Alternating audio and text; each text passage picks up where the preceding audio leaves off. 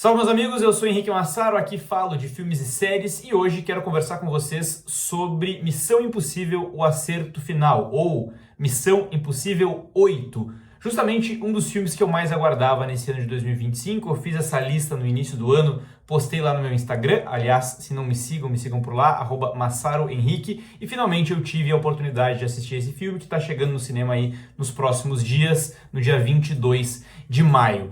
A gente está falando aqui de um filme, e esse vídeo aqui ele não vai ter spoilers, que é a conclusão, supostamente, e eu sempre digo supostamente porque nunca duvide, da capacidade da indústria e do próprio Tom Cruise de querer continuar extraindo histórias desse universo, desse personagem. Mas a gente está falando de um filme que está supostamente chegando a essa conclusão depois de quase 30 anos do primeiro Missão Impossível nos cinemas, né? Não estou falando aqui da série dos anos 60, mas nos cinemas essa saga começou em 1996 e agora finalmente a gente está falando de ela chegar num suposto final. Está sendo anunciado dessa forma. E óbvio que é um filme, e a expectativa nesse sentido se cumpriu, um filme absolutamente grandioso em termos de orçamento, de muitas cenas de ação, de realmente, né, um espetáculo cinematográfico que somente não, mas que principalmente o Tom Cruise tem feito nos cinemas ao longo dos últimos anos, e ele faz isso ao longo de toda a sua trajetória. Dito isso, esse filme, ele precisava concluir essa história que eu não diria que começou em 96, mas que começou, de certa forma, no último filme de 2023, no Acerto de Contas Parte 1. Esse filme se chamaria Acerto de Contas Parte 2, mas foi renomeado para Acerto Final. Por que eu estou falando isso? Porque a gente está falando especificamente aqui da história, né, que acompanha essa última missão do Ethan Hunt contra esse grande inimigo ameaçando a humanidade, ameaçando o planeta, chamado de A Entidade, que é uma inteligência artificial. Isso foi introduzido no primeiro filme, no penúltimo filme, né, no sétimo, e agora eles tentam concluir essa história no oitavo. Só que a gente está falando também da conclusão de todo o universo, supostamente. Então, existe ao longo desse filme, né, que é dirigido novamente pelo Christopher McQuarrie, que se tornou referência quando se fala em Tom Cruise também, eles estão trabalhando juntos há algum tempo já em muitos projetos e tal.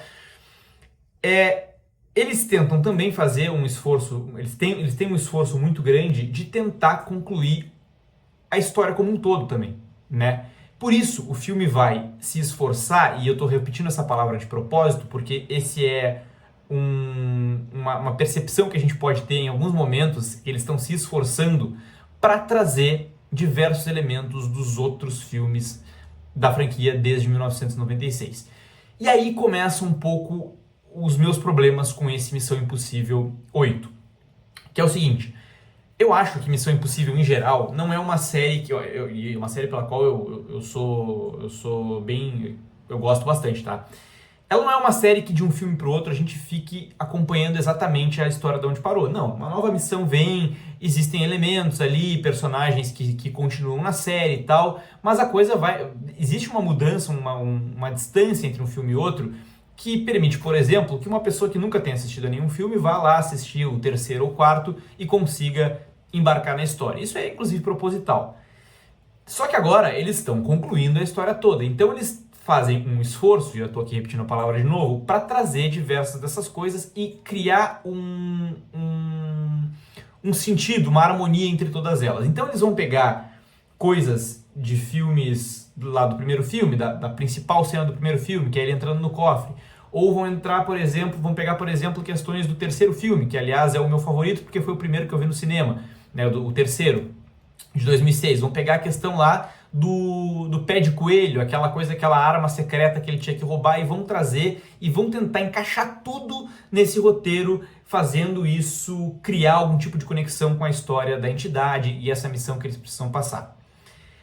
Isso, por um lado, é interessante porque pega pela gente pela nostalgia, afinal de contas é uma série que quem está acompanhando desde o início está acompanhando há 30 anos já, então é legal ver, né, nem que seja em flashbacks, personagens que foram marcantes em algum dos filmes e tal, e esse sentimento faz parte, já que eles estão tentando concluir a série. Então, desse ponto é legal. Qual que é o problema? O problema é que eles explicam demais. E aí sim começa o meu problema real com esse último Missão Impossível. Eles explicam demasiadamente. E explicam tanto que chega a ficar confuso. Essa pra mim é a principal questão. Por exemplo, eu comentei que eles pegam, isso não é um spoiler, tá? Mesmo, é um detalhe. Eles vão trazer um elemento lá por exemplo, dessa arma secreta que era o pé de coelho do terceiro filme, que ficou pra trás e tal. Tá, faz sentido, porque lá, isso aqui eu só tô falando do terceiro. No terceiro filme, o pé de coelho é uma arma secreta e tal, que ele não sabe muito bem o que que é. Ele termina aquele filme sem saber o que que é. Então, pô, beleza, eles vão trazer de volta agora. E isso vai ser uma conclusão desse arco começado quase 20 anos atrás, né? No filme de 2006. Só que eles explicam, tentam detalham, e a ponto de a gente ficar meio assim, tá, mas afinal de contas, por que eles trouxeram isso? Qual que é a importância de fato para a história? E aí começa a ficar complicado, porque a gente vai chegar à conclusão, pelo menos eu e outras pessoas com quem eu converso, de que tá, ok, esses detalhes e tal, da questão da espionagem, de armas secretas e tal, detalhezinhos assim, não são tão importantes. O importante é a gente ir direto pra cena de ação e embarcar na história, essas coisas são pra compor esse universo e tal. Tudo certo.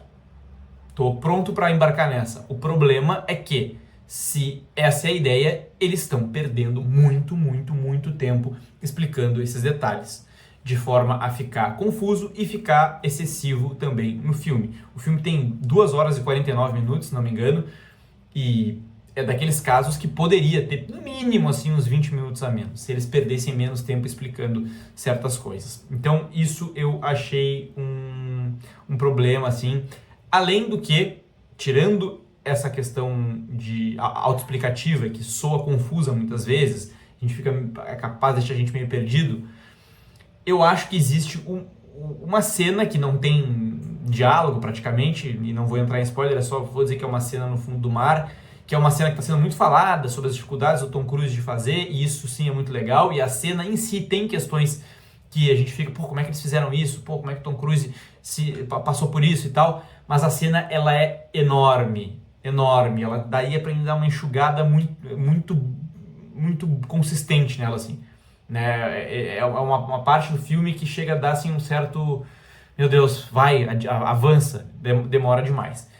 Dito isso, eu acho que o Christopher McQuarrie, ele é um diretor que ele tem uma certa dificuldade, assim, dificuldade meio forçar a barra. Ele não anda tão bem em cenas dramáticas. E o que eu tô falando de cenas dramáticas? Não tô falando de drama. Não, cenas em que a gente tá vendo ali diálogos importantes entre os personagens, momentos de tristeza, de tensão e tal. Eu acho que nessas cenas ele não cria uma atmosfera muito interessante, a direção dele nesse sentido não é tão boa. Eu me lembro de ver um comentário falando do filme passado, e que é muito possível repetir esse comentário nesse filme, que é a quantidade de vezes que ele usa, por exemplo, o plano holandês, que é aquele da câmera torcida, que é uma ferramenta, um artifício narrativo que pode ser muito interessante para criar um senso de confusão, até de tensão entre os personagens, mas ele usa às vezes em diálogos que parece que não se encaixa aquela decisão narrativa. Então ele tem esses detalhes assim. No entanto, eu acho ele que ele está se provando ao longo dos últimos anos um bom, para não dizer um excelente diretor de cenas de ação. E aí sim, começo finalmente a dizer aqui, né, com quase 10 minutos de vídeo, o que eu acho incrível desse filme, que é o que eu acho incrível em basicamente todos os da franquia. As cenas de ação. As cenas dramáticas não é que elas sejam ruins, elas têm esses detalhes e tal, mas as cenas de ação realmente valem o filme.